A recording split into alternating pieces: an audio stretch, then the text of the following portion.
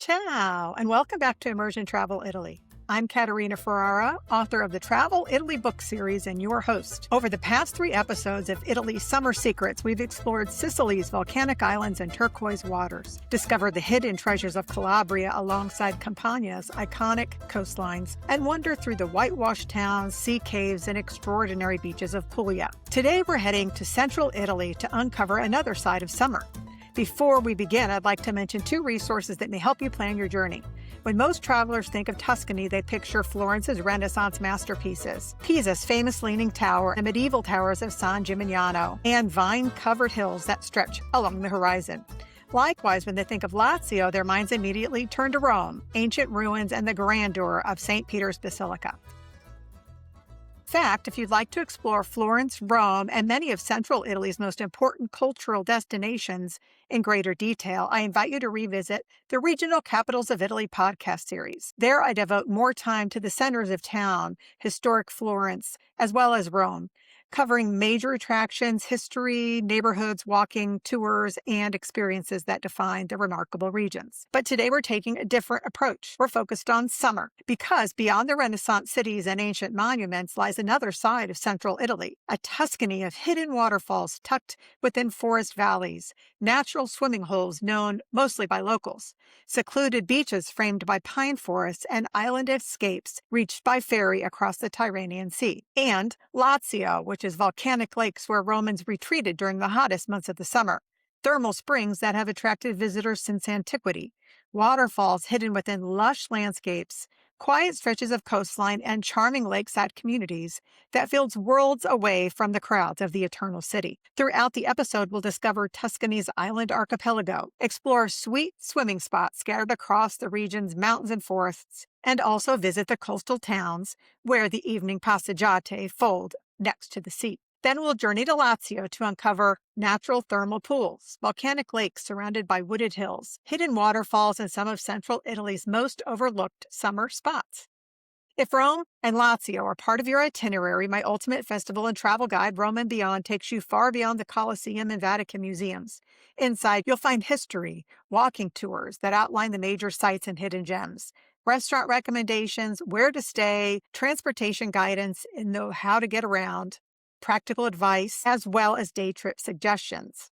And the section that truly sets my guides apart, detailed coverage of the festivals and local traditions that bring Italy's communities to life throughout the year. And if today's episode inspires you to explore Tuscany more deeply, I'm excited to share that my ultimate festival and travel guide, Tuscany, will be released later in 2026. As always, my goal is to not simply help you see Italy, but to experience it more deeply through local traditions, extraordinary landscapes, authentic communities, and the places Italians themselves seek out during the summer months. So grab your sunglasses, pack your swimsuit, and join me as we uncover the summer secrets of Tuscany and Lazio. I know you're ready to start exploring Tuscany's beaches, waterfalls, islands, and hidden swimming spots, but it helps to know a little bit about the region itself. Home to 3.7 million residents, Tuscany occupies a large portion of central Italy and the western coast. While internationally famous for Florence, Siena, Pisa, and its rolling countryside, Tuscany boasts more than 600 kilometers. That's about 375 miles of coastline along the Tyrrhenian Sea, facing mostly west for beautiful sunsets. For centuries, Tuscany's identity has been shaped by both land and sea. The Etruscans, one of Italy's earliest civilizations, flourished here long before Rome. Later medieval city-states such as Florence, Pisa's maritime republic, and Siena competed for influence, wealth, and control of trade routes that extended along the Mediterranean. While Florence emerged as the cradle of the Renaissance and Siena became known for its traditions and Gothic beauty, Pisa built a fortune as a powerful maritime republic. Its ships sailed throughout the Mediterranean, much like Venice, contributing to a legacy that extended far beyond the famous Leaning Tower visitors recognize today. Yet, many travelers never truly venture beyond the celebrated cities. It often surprises visitors that Tuscany possesses an entirely different personality during the summer months along the coast. There are elegant beach resorts that welcome generations of Italian families returning to the same stretches of sand year after year. Ferries depart from ports such as Piombino and Livorno toward islands where crystal clear waters, secluded coves, and slower rhythms await. Further inland, waterfalls cascade through forested valleys, Rivers carve natural swimming pools into the landscape, and hidden freshwater retreats offer a welcome relief from the summer's heat. It's a region of island adventures, hidden waters, coastal villages, pine-shaded beaches, and extraordinary natural beauty existing alongside, of course, some of the world's most celebrated artistic treasures. One of the reasons Tuscany makes such a remarkable summer destination is because it offers several completely different experiences within a relatively compact area. First, there's coastal Tuscany. This is the Tuscany of beach umbrellas and seaside promenades and elegant resort towns. Destinations such as Castiglione della Pescia, Forte dei Marmi, which is Tuscany's Riviera, and Viareggio have welcomed Italians for generations. Then there's the island Tuscany. Many travelers have heard of Elba because of Napoleon's exile here, but few realize that Tuscany boasts 7 islands, each with its own character. Crystal clear waters, secluded beaches, hiking trails, and charming harbors define this side of the region. The third personality is hidden Tuscany. Throughout the Tuscan countryside, rivers and waterfalls create natural swimming areas that remain largely absent from traditional guidebooks. These are places locals seek out on hot summer afternoons. Of course, there's medieval Tuscany. These historic towns rise above the countryside, where evening concerts, food festivals, and summer celebrations continue. Finally, there's flavorful Tuscany. Summer brings opportunities to enjoy local wines, olive oils, fresh seafood along the coast, and of course the seasonal festivals that celebrate the agricultural heritage of the region. Together, these 5 personalities reveal Tuscany that extends far beyond Florence's magnificent museums and its postcard views. Now that we've decided Tuscany deserves a place on our summer itinerary, the question becomes, where should I go? While Florence, Pisa, and Siena draw millions of visitors each year, Tuscany's summer magic often unfolds along the coastline and the islands. These destinations combine beautiful scenery, local traditions, fascinating history, and authentic experiences. As far as Tuscany's 5 greatest summer destinations, we'll start with number 5, Viareggio. This is one of Tuscany's classic seaside resorts. Home to approximately 60,000 residents, Viareggio rose to prominence during the 19th century as an elegant retreat for aristocratic families seeking fresh sea air and relaxation along the coast. Unlike some of Tuscany's more rugged beaches, Viareggio offers long stretches of fine golden sand backed by historic beach clubs. Known as the Stabilimenti Balneari, many Italian families have been returning to the same establishments for generations, renting the same umbrellas summer after summer. The town is famous for its Liberty-style architecture and broad waterfront promenade lined with cafes, boutiques, and gelaterias. It's one of Tuscany's great summer destinations.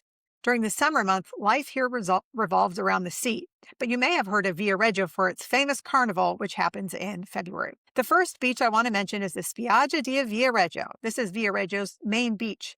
It has dozens of stabilimenti that offer umbrellas and loungers, restaurants and cafes, showers and changing facilities, children's play areas and playgrounds, and lifeguard service. For travelers seeking convenience and the classic Italian beach experience, this is an excellent choice. Because the shoreline shelves gradually into the sea, it's particularly popular with families. Laconia Beach. For a completely different atmosphere, drive south toward Laconia Beach. Located within a natural park, Lacona remains largely undeveloped. There are no beach establishments, no restaurants or services, and it's approximately a 15-minute walk through pine forests and dunes to arrive. You'll want to bring your own food, water, and umbrella, but this is one of Tuscany's most natural coastal environments. Many locals consider this to be the region's most beautiful free beach. Next up, Torre del Lago and Puccini beaches. Just south of Viareggio, Torre del Lago offers another excellent alternative. The area combines both beach establishments and free sections of the coastline. Many visitors enjoy pairing a beach day with an evening performance at the nearby Puccini Festival. Speaking of Puccini, Viareggio's neighboring community of Torre del Lago was home to composer Giacomo Puccini, who wrote many of his great operas while overlooking Lake Massacuccioli. The Puccini Festival, held annually from mid-July to late August, is one of Tuscany's premier cultural events. Open-air performances of works such as La Bohème, Madama Butterfly take place beside the lake in a spectacular outdoor theater. If you're not an opera enthusiast, the setting itself is unforgettable. During summer, you'll encounter small neighborhood festivals, outdoor concerts, evening markets, and Ferragosto celebrations, always on August 15th. As for food, Viareggio's location between the sea and Tuscany's countryside creates a wonderful culinary tradition. Tuscany has a famous seafood stew called cacuccio. traditionally prepared with several varieties of fish and served over toasted bread. Spaghetti alle vongole, of course, is the pasta with fresh clams and olive oil that you'll find all over Italy. Muscoli ripieni is stuffed mussels found throughout this part of the coast, and of course gelato along the promenade. One of my favorite Via Reggio is walking along the seaside in the evening. Families stroll together after dinner, and during the summer it takes a long time to get dark as the sun sets over the sea. Number 4 on our list is Livorno. Home to about 150,000 residents, Livorno developed under the Medici as one of Tuscany's most important ports. Unlike Florence and Siena, Livorno grew as a cosmopolitan city welcoming merchants, sailors, and traders from across Europe and the Mediterranean. Jewish, Greek, Armenian, Dutch, English, and Spanish communities all contributed to the shaping of the city's unique identity. As a result, Livorno feels very different from the rest of Tuscany. It's not a medieval hill town, it's a maritime city, a city of canals, harbors, breezes, and waterfront life. One of Livorno's most fascinating neighborhoods is Venezia Nuova, the new Venice. Built during the 17th century, this district is designed with an intricate network of canals that allowed merchants to move goods directly from ships into warehouses throughout the city. Today, visitors can stroll along canal-lined streets, cross picturesque bridges, dine beside the water, and even take boat tours through the historic waterways. Many travelers are surprised to discover Livorno has one of the most extensive canal systems in Italy, outside of Venice itself. The city's maritime character is visible everywhere. Fishing boats and ferries share the harbor, seafood restaurants overlook the water, and locals gather each evening along the waterfront to enjoy a cool breeze. No visit to Livorno is complete without a walk along the Terrazza Mascagni, one of Tuscany's most beautiful seaside promenades. Its famous black and white checkerboard paving stretches beside the sea, creating one of the most photographed waterfronts in the region. At sunset, the view is, of course, extraordinary, because Livorno faces west and the sun slowly descends into the Tyrrhenian Sea, bathing the waterfront in shades of gold, orange, and pink. It truly is one of Tuscany's great sunset destinations. Livorno is remarkably well positioned for exploring other parts of the coast. To the north, the famous Cinque Terre can be reached in about an hour and 30 minutes to 2 hours by train, making Livorno a surprisingly convenient base for travelers who want beach access, island excursions, and day trips without paying Cinque Terre accommodation prices. To the south, some of Tuscany's most beautiful coastal scenery begins almost immediately beyond the city limits. And of course, Livorno serves as a principal gateway to the Tuscan archipelago with ferries departing regularly, also crossing over to Sardinia and French Corsica, as well as other Mediterranean destinations. But Livorno is far more than a transportation hub. It's a city where Tuscany meets the sea.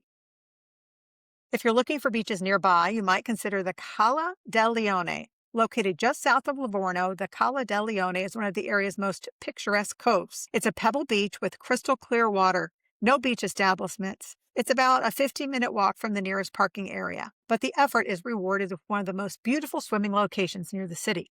Another beach about 15 kilometers south is Quircinella. This is a charming seaside community beloved by the locals. It has rocky swimming platforms, small pebble beaches, several beach establishments with restaurants and facilities, and excellent snorkeling opportunities. The atmosphere here is relaxed and authentically Tuscan. Another beach location is Califuria. It combines dramatic coastal scenery with convenient access. The coastline here is characterized by rocky cliffs descending into remarkably clear water. There are beach clubs built directly onto the rocks. Sun terraces overlook the sea. Ladders descend into swimming areas, and this area is very popular for snorkeling. The historic Castello del Bocciale, perched above the coast, adds to the romantic atmosphere. If you're not looking for sandy beaches, Califuria provides one of Tuscany's most remarkable seaside experiences. Of course, no visit to Livorno is complete without talking about the food. They are known for the torta dei ceci, a savory chickpea flatbread often enjoyed inside crusty bread and affectionately known locally as cinque e cinque. Also, bacala is salted cod, prepared in various ways. Popolesso is a simply prepared octopus sold by street vendors. But the area is, of course, known for all of the fresh seafood dishes. One of the city's most important festivals is the Fetto Venezia, held in late July and early August within this Venezia Nuova district. It's known for live music, theatrical performances, artisan markets, food vendors, and cultural exhibitions. The festival transforms the neighborhood into one of Tuscany's most vibrant summer celebrations. Working up our list, number 3, Castellone della Pescaia. Located in the Maremma region of southern Tuscany, Castiglione della Pescaia is about 7,000 residents and consistently ranks among Italy's most desirable beach destinations. Let's talk about the Maremma. If Chianti represents Tuscany's vineyards and hill towns, the Maremma represents the Tuscany of wide open spaces, pine forest, beaches, cattle ranches, and untamed landscapes. Historically, much of the Maremma was marshland.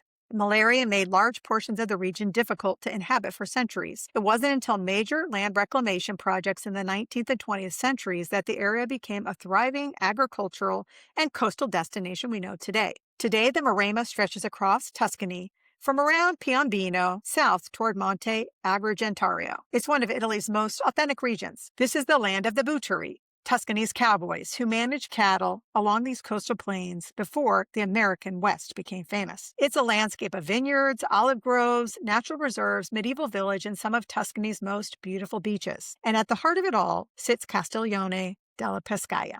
A medieval fortress crowns the hilltop historic center, while long stretches of beach extend toward the protected landscapes. The town itself developed around a strategic coastal position, with Etruscan and Roman influences preceding the medieval development visitors admire today. During the Middle Ages, the fortress and defensive walls helped protect the coastline from pirate incursions and rival powers.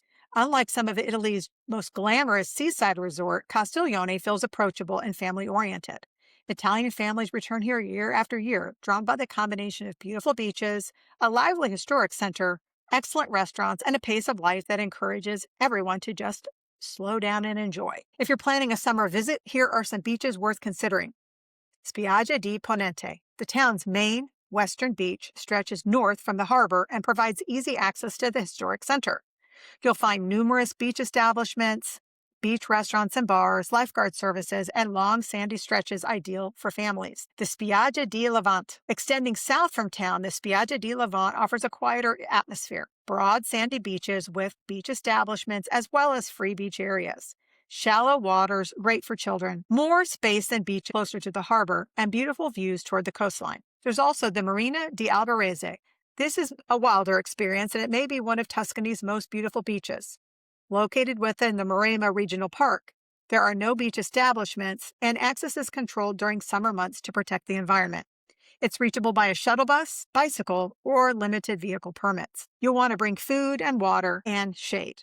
But the reward is extraordinary. Pine forests, dunes, and seemingly endless stretches of unspoiled coastline create one of Tuscany's most natural beach environments. Wild boar, fox, and native bird species occasionally appear within the surrounding reserve. Beyond the beaches, Castiglione provides a wonderful opportunity to experience the traditions of the Maremma. The surrounding countryside preserves this legacy of the Buteri, the cowboys. Summer also brings festivals and celebrations. The Palio Marinario, held in August, features a rowing competition between neighborhood teams and celebrates Castiglione's deep connection to the sea. Throughout July and August, outdoor concerts, food festivals, and patron saints fill the town's piazzas.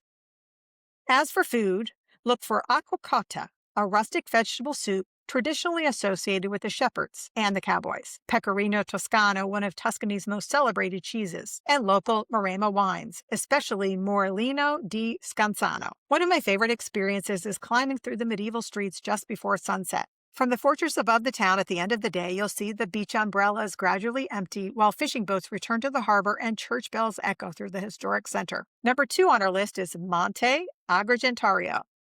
Connected to the mainland by 2 narrow sandy tombolos, Monte Agrigentario offers some of Tuscany's most dramatic coastal scenery. 2 principal towns, Porto Santo Stefano and Porto Ercole, together have approximately 12,000 residents. Historically, this rugged peninsula occupied a strategically important position along the Mediterranean trade routes. During the 16th century, Monte Agrigentario formed part of the Spanish state of Prestiti, a network of coastal fortifications established to protect Spanish interests in Italy and guard against pirate attacks. Fortresses still overlook the harbors today, reminders of the peninsula's military significance. Today, however, the town is known for a different kind of treasure. Visitors discover hidden coves, elegant harbors, panoramic viewpoints, and some of the most sophisticated atmosphere than any other Tuscan destination.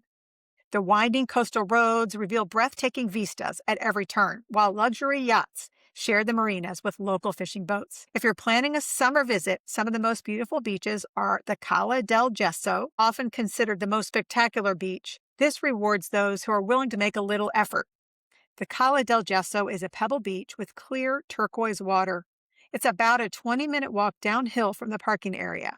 The return climb can be strenuous during the summer heat, so bring some water and sun protection. The reward is one of Tuscany's most breathtaking swimming destinations, complete with views of Isola del Giglio Island, Feninglia Beach, stretching approximately 6 kilometers along one of the tombolos connecting Monte Agrigentario to the mainland. This beach is a different experience. It's a long, sandy beach backed by pine forest. There are both free sections and beach establishments, easy access by foot or bicycle, family-friendly swimming conditions, and nature trails frequented by deer and other wildlife. The Cala Grande.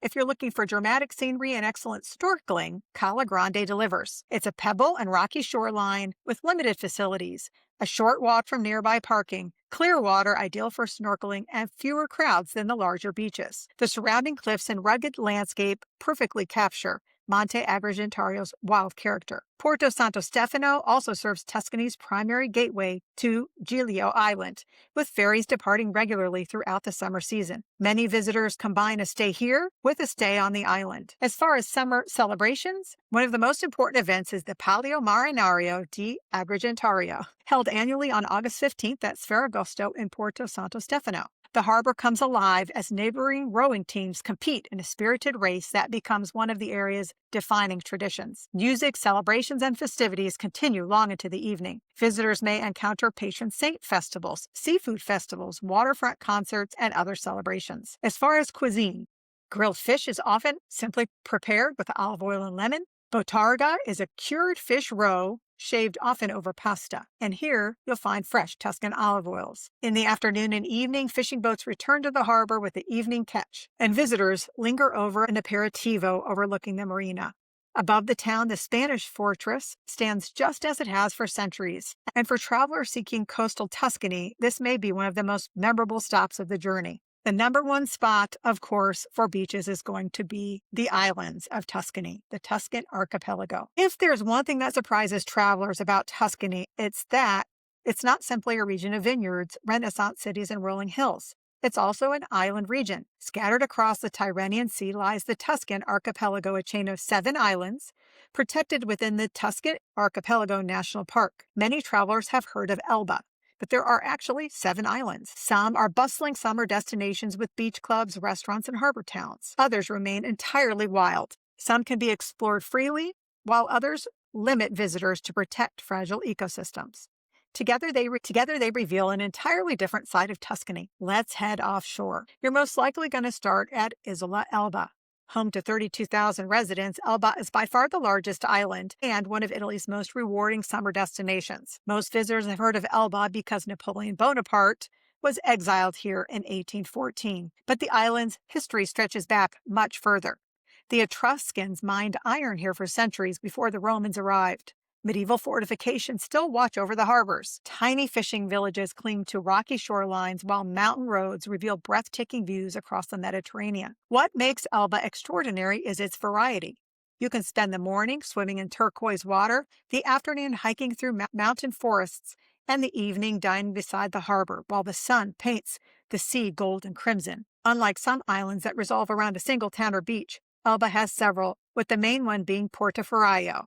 This is the principal harbor and where you're going to land by ferry. It's a historic town that rises above the sea with an imposing Medici fortification. The waterfront is lined with cafes, restaurants, and boats gently rocking in the marina. Unlike many seasonal beach destinations, Portoferraio remains active year-round. Even during the winter months, ferries continue to arrive and local life continues. The island never completely shuts down. The next town is Marciana Marina. Further west, this is one of Elba's most elegant waterfront promenades. Palm trees line the harbor. Fishing boats share space with the yachts. Families gather each evening for their walk, and the sunsets here can be spectacular because the harbor faces west, and the sunset often appears to melt directly into the sea. There's also Marina di Campo on the southeastern coast. It's a more traditional beach resort atmosphere. A long sandy beach stretches beside town. Restaurants, Beach bars, beach establishments, and shops create a lively summer environment. If you're looking for a classic Italian beach holiday, this is one of Elba's best bases. As far as Elba's most beautiful beaches, one of the things that surprised me most about Elba is how different the beaches are from one another. Some are broad and sandy, others are pebbles, others have full services or beach clubs, or maybe require a little adventure to arrive. The first one is Vettovaya. Located on Elba's southeastern coast, this is often considered one of the island's most beautiful beaches. A crescent-shaped bay curves around a remarkably calm turquoise water with narrow white granite peninsula sheltering the beach from wind and waves. The result is water so clear and inviting that it often resembles the Caribbean more than the Mediterranean. The water here remains shallow near the shore and swimming conditions are generally excellent. Visitors will both find beach sections that are free and beach establishments. Parking is available nearby. The next beach is Sansone. If someone showed you a photograph of Sansone Beach without revealing its location, you might think it was Greece or Croatia. Instead, it's just outside of the town of Portofino. White pebbles shimmer beneath water so transparent that boats appear to be suspended in midair. Reaching Sansone requires a short walk of about 5 to 10 minutes from the parking area. The effort is minimal, the reward is extraordinary. Snorkels love Sansone Beach because its visibility is often exceptional. You'll find small beach establishment, but much of the beach remains wonderfully natural.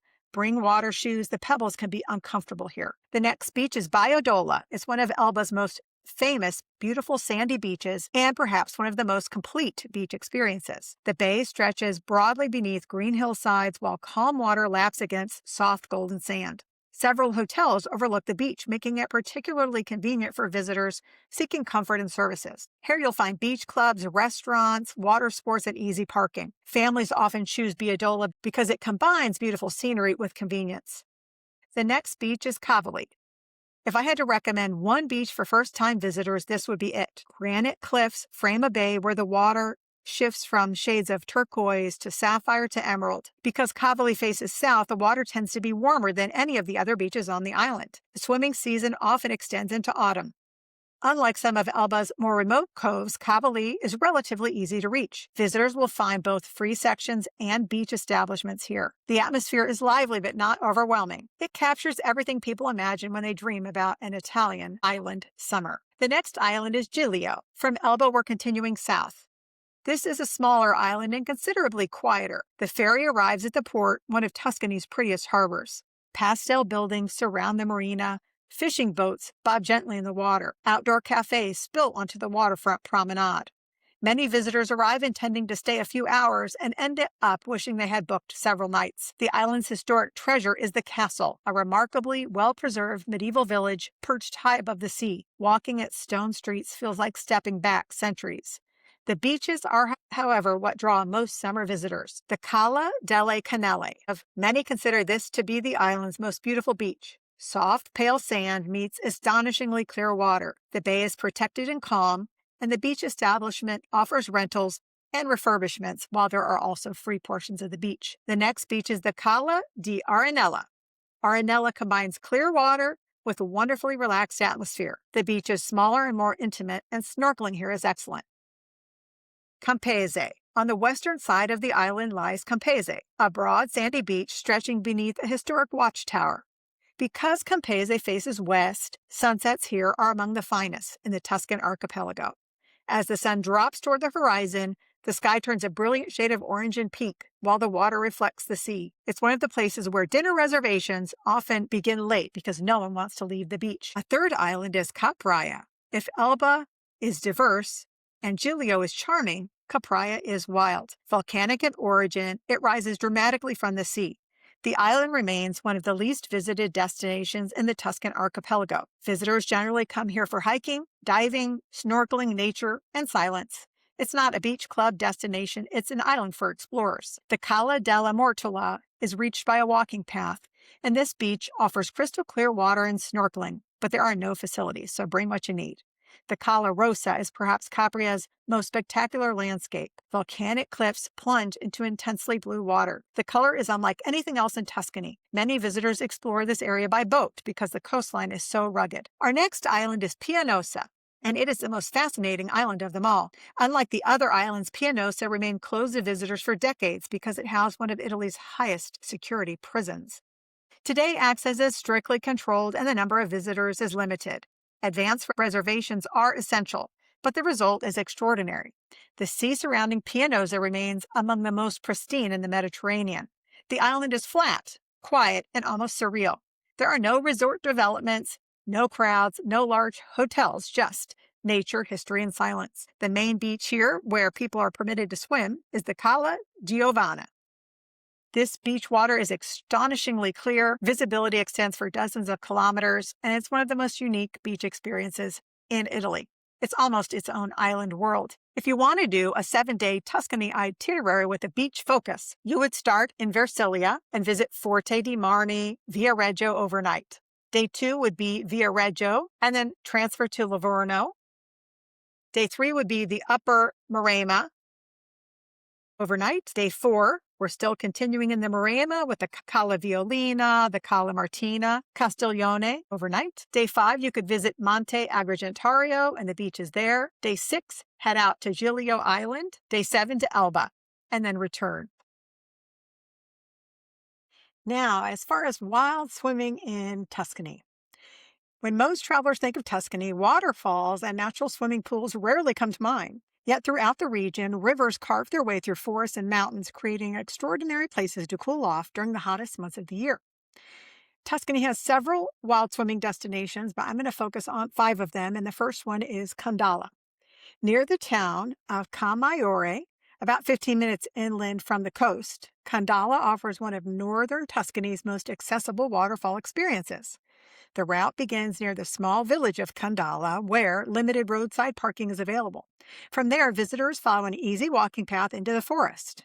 The hike itself is relatively short, about 10 minutes, and suitable for most travelers who are moderately mobile. The trail can become uneven and slippery near the water, so shoes are recommended. Once you arrive, you'll discover a series of waterfalls and freshwater pools cascading over smooth rock formations. This is not a secret known only to locals. During weekends in July and August, especially during school holidays, expect company. Families from nearby Lucca and the Versilia coast often gather here to cool off. Those seeking a quieter experience should arrive early in the morning or visit midweek. Water levels tend to be strongest in the late spring and early summer. By late August and September, the cascades may be less dramatic, although swimming remains possible. Facilities are minimal. You want to bring good shoes to be in the water, snacks, a towel, and sun protection. Condala offers an excellent introduction to Tuscany's hidden swimming culture without a strenuous hike. Number 4, Lake Gramolazzo. This lake feels worlds away from most of Tuscan's famous cities. Visitors can drive directly to the lake where parking is available. No hiking is required. The lake's appeal lies in its combination of mountain scenery and cooler temperatures, making it particularly attractive during heat waves. Families frequently gather here during the summer months. You'll find lakeside picnic areas, seasonal cafes, opportunities for kayaking, and swimming.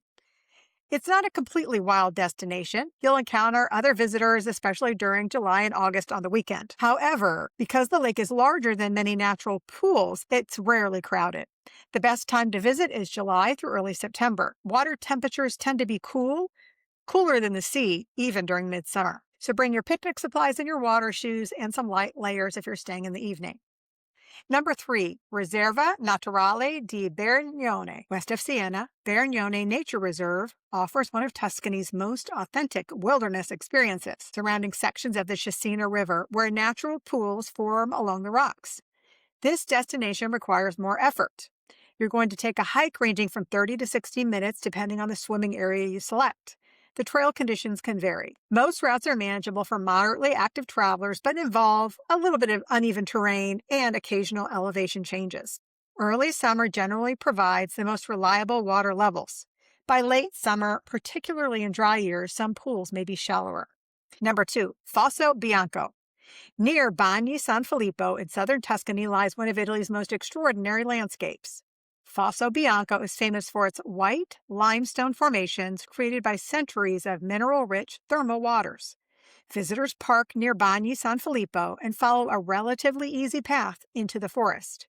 The walk takes about 10 minutes. Most travelers can manage it comfortably, although sections may become muddy depending on weather conditions. Unlike traditional swimming destinations, Fosso Bianco offers warm thermal waters rather than cold mountain pools. Temperatures vary from pool to pool. The famous white formation known as the white whale creates one of Tuscany's most photographed natural settings. Visitors should know that facilities are limited and the area is entirely natural. Because of its growing popularity, Fosso Bianco rarely feels deserted. Arriving early in the morning or during the week can improve your experience. One advantage is seasonality. Unlike freshwater swimming pools, Fosso Bianco can be enjoyed throughout the year. And number 1, Torrente Pavone. If there's one destination that captures the spirit of Tuscany's wild swimming, it is Torrente Pavone. Located within southern Tuscany, these natural pools require a greater sense of adventure. Precise access points vary, and visitors should confirm local information before setting out. You're looking at a moderate hike in, limited signage. These are truly wild swimming destinations. During weekdays, particularly outside of August, you may have the entire sections of the river to yourself. Early summer offers the best balance of water flow and accessibility. Following dry summer, some pools may appear shallower by September. You want good hiking, footwear, water shoes, and a sense of adventure. Crystal clear water flows through polished rock formations beneath forest canopies that provide welcome shade on hot afternoons. These are places Italians whisper about rather than advertise. As far as Tuscany's best boat excursions and island experiences, Giglio Island Day Trip. If you're staying in Monte Argentario, Giglio Island makes for one of Tuscany's easiest and most rewarding island escapes. Ferries depart regularly from Porto Santo Stefano, approximately once an hour. Most visit the port, the colorful harbor lined with cafes and restaurants, but you can also do a nice boat tour here. Elba offers coastal cruises. While Elba's beaches are spectacular from land, they become even more impressive when viewed from the sea. Numerous excursions depart from Portoferraio and Marino di Campo.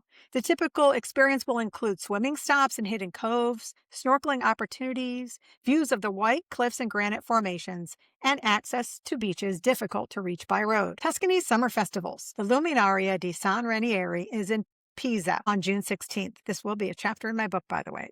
Thousands of candles illuminate the Lungarno and the historic buildings of Pisa in honor of the city's patron saint. As darkness falls, the Arno River reflects the flickering lights, creating one of Tuscany's most magical evenings. The Gioco del Ponte is in Pisa, also in June. Dating back centuries, this historic competition pits Pisa's neighborhoods against one another in a symbolic contest upon the Ponte di Mezzo, the bridge. Participants dressed in Renaissance costumes parade through the city before the competition begins. In Florence, the Feast of St. John the Baptist takes place on June 24th. That's Florence's patron saint, and they celebrate with religious ceremonies, historic traditions, and spectacular fireworks above the Arno River.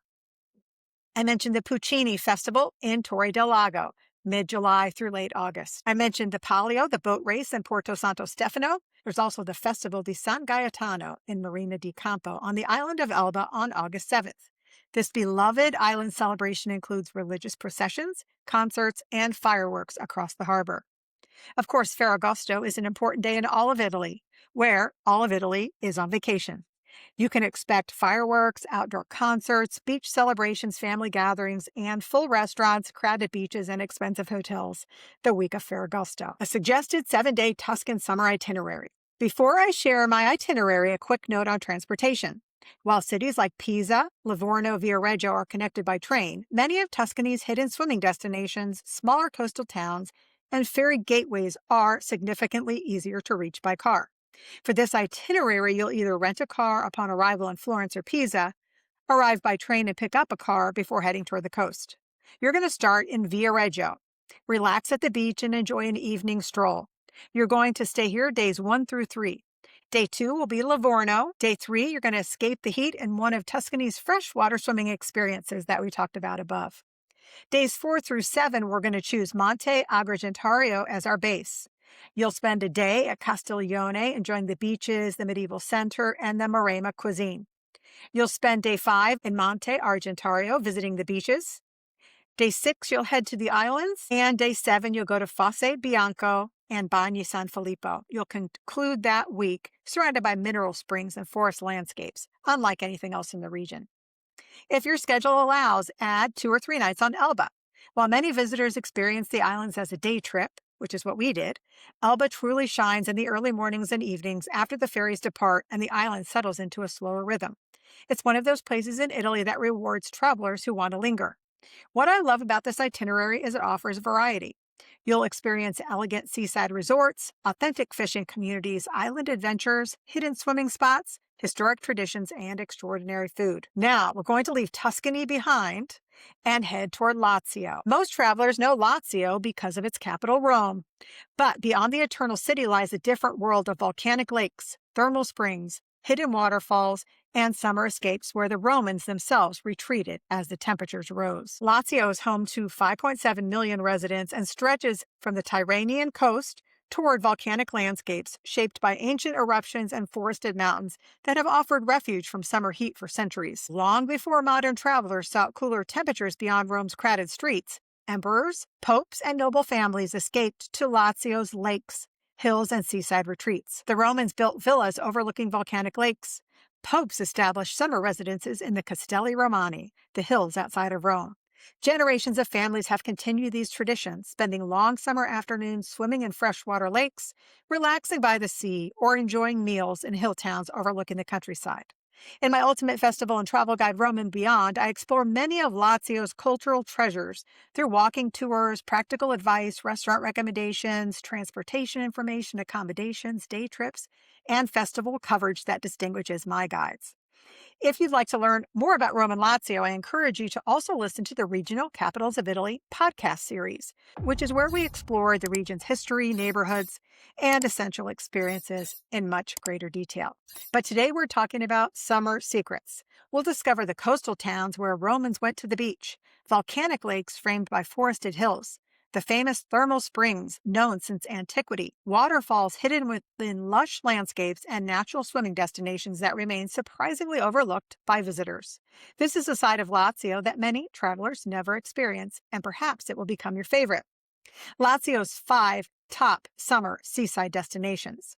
Rome may be Lazio's greatest attraction, but when temperatures climb, many Romans head toward the coast.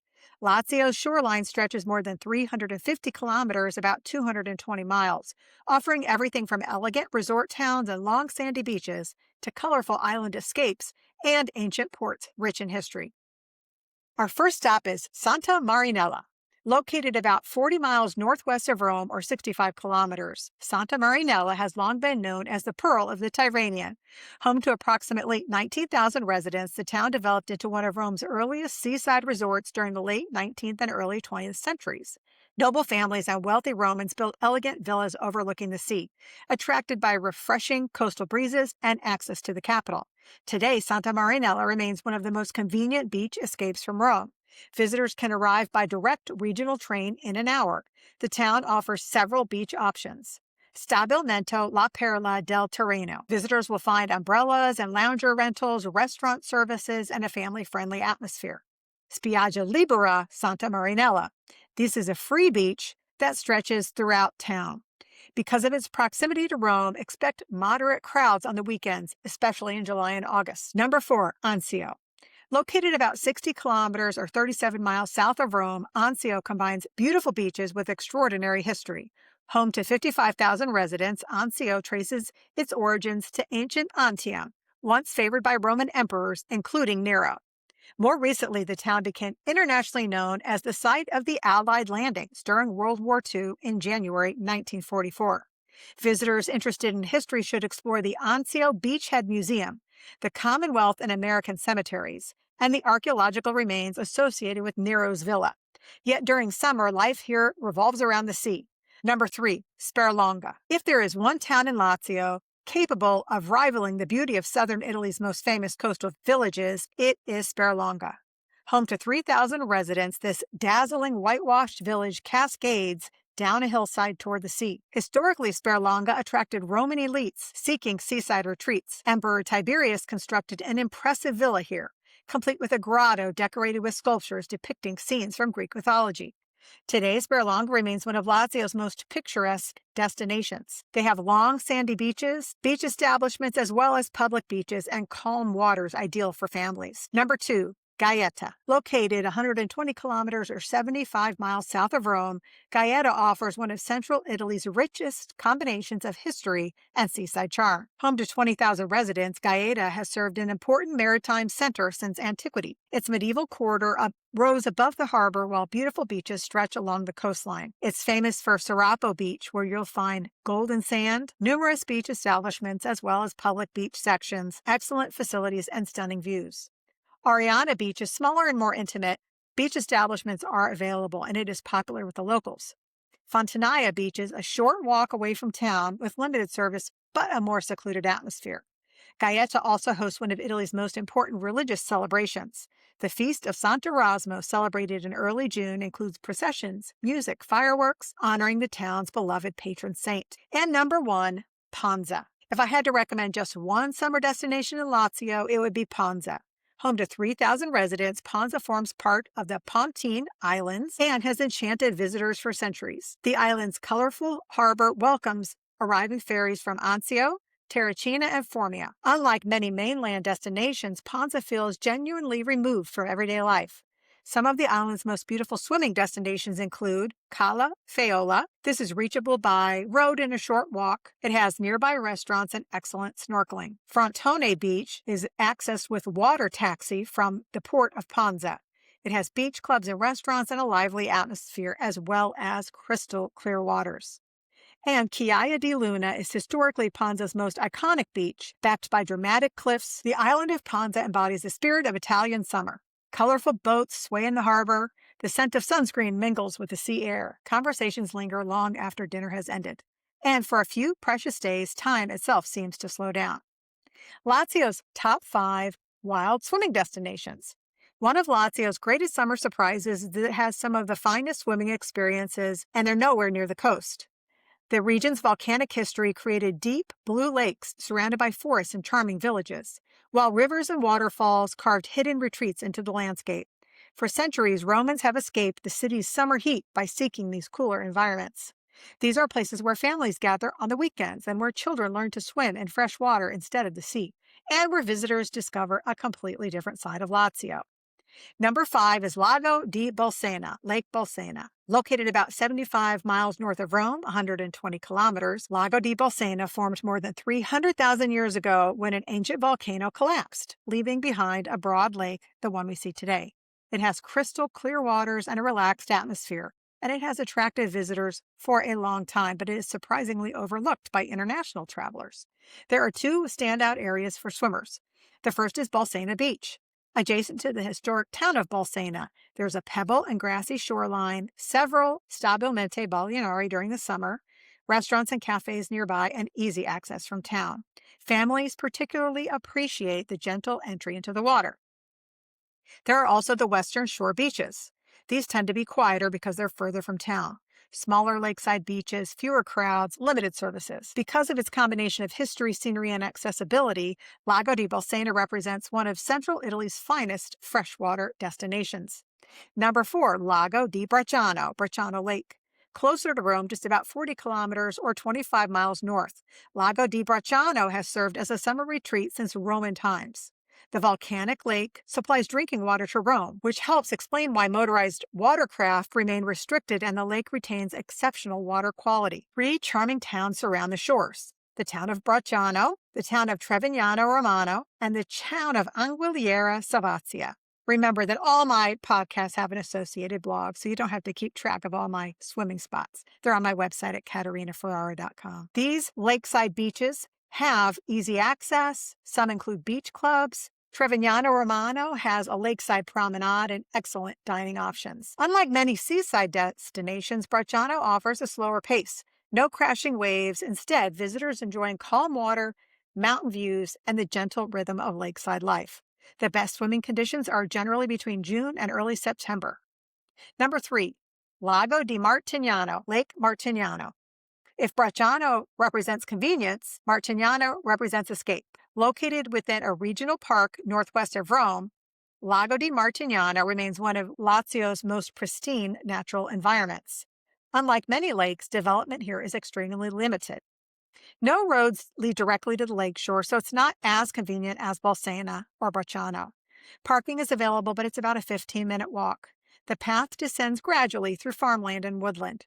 The return climb feels more strenuous in the summer heat. During the summer, there are some seasonal providers for umbrella rentals, kayaks, and light refreshments. This is one of the closest places to Rome where visitors can experience something that approaches wilderness. Number 2, the Cascate di Trevi. Cascate are waterfalls. When most travelers hear the word Trevi, they think of Rome's famous fountain. But 90 kilometers or 56 miles east of the capital lies Trevi nel Lazio, home to one of the region's most beautiful freshwater landscapes. The waterfalls and swimming areas here remain relatively unknown outside of Italy. You can expect forested surroundings, cascading waterfalls, cool mountain water, and moderate hiking conditions. Parking availability depends on the access point you select. Most visitors should anticipate about a 15-minute walk. Good footwear is essential. Unlike Lazio's volcanic lakes, these waterfalls are highly seasonal. Late spring and early summer provide the most dramatic water flow. By late August and September, particularly if the summer has been dry, the waterfalls are less impressive. And of course, there are no beach establishments or restaurants beside the falls. The reward is extraordinary if you're willing to hike in. The sound of rushing water replaces the noise of the city, and dense forest provides welcome shade during the hottest months of the year. And number 1, Lago Pellicone. If there's one destination that captures the spirit of Lazio's wild swimming, it's Lago Pellicone. Located within the protected landscapes of Monte Gelato Park, this remarkable setting resembles a natural amphitheater carved from the rock in the forest. Visitors will encounter waterfalls, rock formations, freshwater pools, and dense vegetation. Depending on the specific area, access is going to take about a 10 to 20-minute walk, and be careful around the wet rocks. There are no beach clubs, limited facilities, but it is a place of natural beauty. The pools remain cool even in the early summer, while water levels tend to be highest following the wetter springs. Midweek visits provide the greatest opportunity for solitude, and weekends, of course, are going to attract more families, although the atmosphere is generally relaxed. Lago Pellicone reminds us that some of Italy's most memorable experiences are not reserved online. They're discovered at the end of a forest path. As far as honorable mentions, I want to mention the Piscine Carletti near Viterbo. Piscine are pools. These are natural pools, popular with local residents seeking relief from the summer heat. Expect minimal facilities and a more rustic experience. Terme di Bellicame, mentioned by Dante in the Divine Comedy, these thermal waters near Viterbo connect visitors with a bathing tradition stretching back centuries. The Santa Lucia Springs, a lesser-known freshwater retreat appreciated by the nearby communities. And the Chimney Mountains, the forested landscape surrounding the volcanic lakes of the Chimney Mountains, offer opportunities for hiking, picnicking, and cooling off during the summer months. Together, these destinations reveal another side of Lazio, a Lazio not shaped by emperors, but by volcanoes, waterfalls, forest, thermal water, and an enduring desire to seek relief in the summer. A suggested 7-day Lazio summer itinerary: you'd start in Sperlonga, one of Lazio's most beautiful coastal towns. Spend your day exploring Sperlonga's whitewashed historic center and the beautiful beaches. On your second day, visit the archaeological remains of the villa of Emperor Tiberius, whose grotto once housed extraordinary sculptures inspired by Homer's Odyssey. In days 3 and 4, you're going to head to Gaeta, one of central Italy's finest summer destinations. You'll spend days on the beach and explore Gaeta's medieval quarter, climb toward the Montana Spagata, where dramatic cliffs overlook the sea. On day 5, you're going to move to the island of Panza. Visit the beaches there. On day 6, you'll leave the coastal road behind and head inland toward Lazio's volcanic lakes, perhaps Lago di Bracciano. Here, the lakeside towns invite visitors to slow down, and they're swimming in remarkably clean water. On day 7, maybe you want to head to the waterfalls of Trevi or the Terme di Bellicame and head into the thermal waters. It's a fitting conclusion to a journey through Lazio's summer secrets, because what makes this region so special is not its beauty, it's its diversity. In just 1 week, you can visit the Tyrrhenian Sea, relax in volcanic lakes, find some hidden waterfalls, soak in thermal waters, and discover communities that continue to celebrate the rhythms of Italian summer. Before we go, if today's journey through Tuscany and Lazio has inspired you to begin planning your own Italian adventure, I'd love to help you travel more deeply. My ultimate festival and travel guide, Rome and Beyond, is available now and goes far beyond the highlights of the Eternal City. In this episode, we've discovered 2 very different versions of central Italy. In Tuscany, we explored elegant seaside resorts, hidden waterfalls, and island adventures. In Lazio, we talked about volcanic lakes, thermal waters celebrated since antiquity, charming coastal towns, and a view of the region that most visitors never experience. No matter how many times you visit, there's always another hidden beach, another village festival, another lakeside sunset, or another local recommendation waiting to surprise you. Next time on Italy's Summer Secrets, our journey continues travel east toward the Adriatic coast. We're going to uncover the summer secrets of Le Marche, Abruzzo, and Molise. Together, we'll explore dramatic coastlines, medieval hill towns, mountain landscapes, hidden beaches, authentic festivals, and some of the most overlooked destinations in all of Italy. Until then, thank you for joining me on Immersion Travel Italy. And a reminder that my blog is available at katerinaferrara.com, and each of these episodes has its own blog with all of the beaches and sites we talked about. I'm Katerina Ferrara. Thanks for joining me today. Travel slowly, travel deeply, and let these cities tell their stories. Planning your perfect trip to Italy? Everything you need, all in one complete guide. All the sites, organized into thoughtfully designed walking tours, curated experiences, top-rated restaurants, and detailed maps. Plus, how to get there and get around, with train, driving details, and accommodation recommendations. The only guide that includes Italy's incredible festivals, and how to enjoy them like a local. A complete series covering Italy's most beautiful regions. Turn your dream trip into reality. Get your guide today and start exploring.